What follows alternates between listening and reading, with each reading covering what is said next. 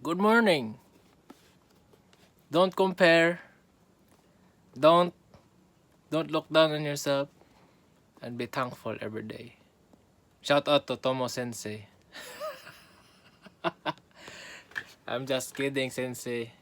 Okay, I'm motivated to do this storytelling or this short vlog, and I hope Tomo Sensei would allow me to tag him in social media.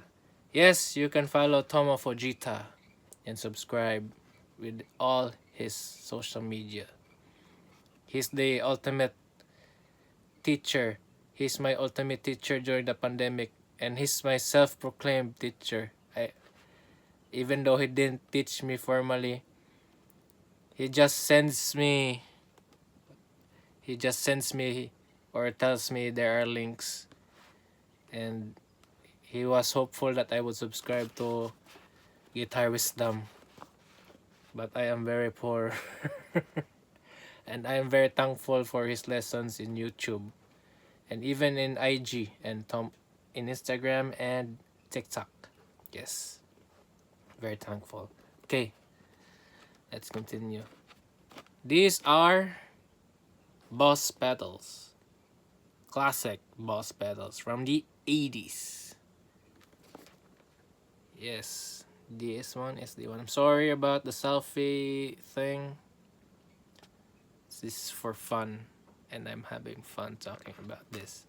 Okay, shout out to Mr. Nimitz Ram Sid for his Boss pedals. And this SD-1, shout out to my manager, our manager, the legendary Miss Gail Bermejo. Okay, so this was supposed to be with her already a long time, but yes, it's here with me at my caretaking. So it's still Nimitz Ram. It's still his pedals. Okay, so one main reason, or maybe the main reason, is, let's open this before I explain the main reason. Okay, so the main reason, Mr. Nimitz Ram Sid and I were really curious about these Boss pedals, so let's open it. Okay, so yeah, we were curious because these are, it was here, but it's not anymore. It was here. Okay, I'm looking for the timeline. So let's assume it's 2022 or 2023. Okay. So this one, 2023. This one is, I think it's the same. Okay, 2023. It's here at the back. Okay. Sorry, but this one doesn't have it. Okay. So we were curious because these were my pedals before. My pedals. Not mine. I'm sorry. This one only. But the SD-1, shout out to attorney Mark Prieto for being my main sponsor also for my gear throughout the years. He's our bandmate. He's a very great songwriter. So when we were recording songs along with my older brother, they are like Ellie Bindia and Raymond Marasigan, or best term is they're like Lennon McCartney. They write songs together, and they tease me to be George Harrison, and Eliel, our drummer, he's the Ringo Starr key. So all for enjoyment reasons. So okay, so I'm sorry. Okay, so the main point about this vlog is, does this sound the same as the original? So if you're curious or if you're a pedal nerd or guitar nerd, just like me, and to Mr. Nimitz Graham said the ultimate guitar pedal nerd. This these pedals are made in Malaysia already. Wazacraft is made in Japan, but before it was only Japan. It was the 80s and 90s models. My first DS-1 was so, look at this, it's so clean, it's so smooth, so shiny. Look at the knobs. It's like a toy. It's like a toy from the 80s. 1978. Yeah, so it was Japan. So the first DS-1 I had was made from Japan.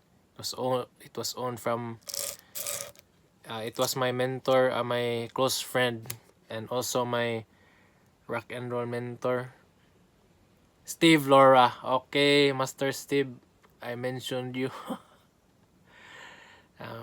Yes, it was his pedal, his distortion, but he wasn't the original owner. His friend was the original owner, and he told me that the original owner was also famous locally here in Cebu, Philippines, during that era. So it was the 90s. So I assume it was grunge alternative era, or that's the band that they were playing, because yes, the DS-1 was such a hit during the 90s because mainly of Kurt Cobain.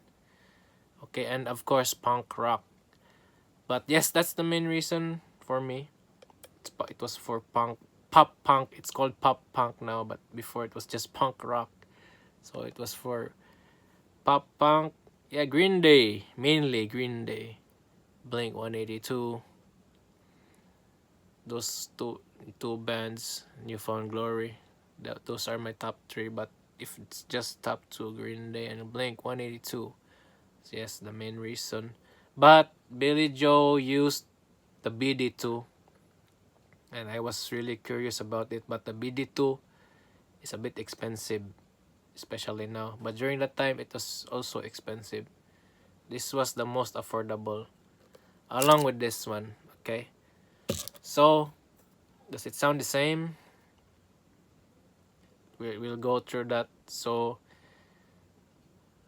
for so where's my DS-1 now? The first one. It's with Zabs Aldridge, my bandmate, my original bandmate. Okay, so he liked it. He wanted the pedal, so he got it. He told me that can I buy your pedal because I like it. Okay. So he bought it. Then I wanted to try other pedals, so shout out to the Procorat, but it was a great pedal, honestly.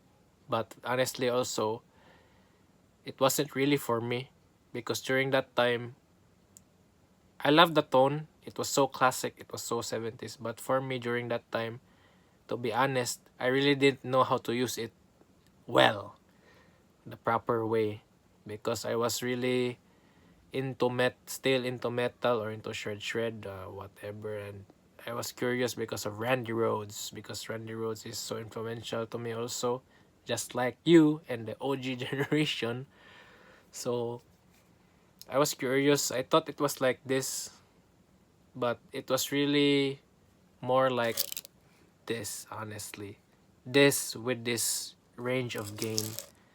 It was warm, it was treble-ish, and you needed an EQ or you needed another gain pedal for it to shine. So what I really did during that time was, of course, shout out to the man, to the original manager of mine, Sir Lawrence Austria. So he was the reason I had that pedal, and it was really used well during that time also, especially at live gigs. Okay, so, and also recording, of course, recording. So what I did was I paired it with the I used it with the amp. I used it as an amp booster. So long term, I really didn't like it, or the right term is it wasn't for me. But I learned to love that pedal. But then one of my mentors, okay, shout out to Boss Kim Go. Okay, he was my mentor in the pedal department, and of course the Gibson guitars department. He really helped me a lot. Okay, he was a big factor in my guitar journey also. So he was the one who got the Boss CH1 and the Rat. So I don't know for the Rat. I think it was for collection purposes, because yes, he's into grunge alternative. He's really amazing in that genre, playing guitar. So yes, so going straight. So when he got that, I got my second DS-1. I got Sir Lawrence Austria's DS-1. So he told me, maybe the DS-1 is really the gain pedal for you. So that was my DS-1, the DS-1 that I had for a long time. But my friend Sir Mark Elnar, the one who influenced me with the Boss GT1. Okay, so he bought it for collection purposes also. Yes, because this is the OG, the pioneering. Oh my gosh, this vlog is like a DS-1 story. Okay, so it's quite funny, because there was a third DS-1 and it was like this, but that model was, I think, 2022, or maybe this is from 2022. It's from my bandmate, but it got sold. It it sold fast, because I told him that I'm I'm not prepared, or I don't have the budget to get that DS-1. It was so sudden when he told me that I have a DS-1, the Boss DS-1 pedal, and I don't know how to use it, or I'm not into electric guitar, because he's a classical jazz acoustic guitar player. So what he needed was a multi effects, as he told me. So yeah, that's it. So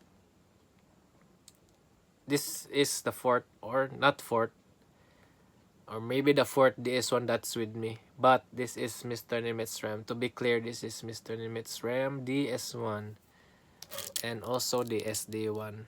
Okay, Mr. Nimitz RAM. But shout out to Manager Gail. Yes, for the SD-1 also.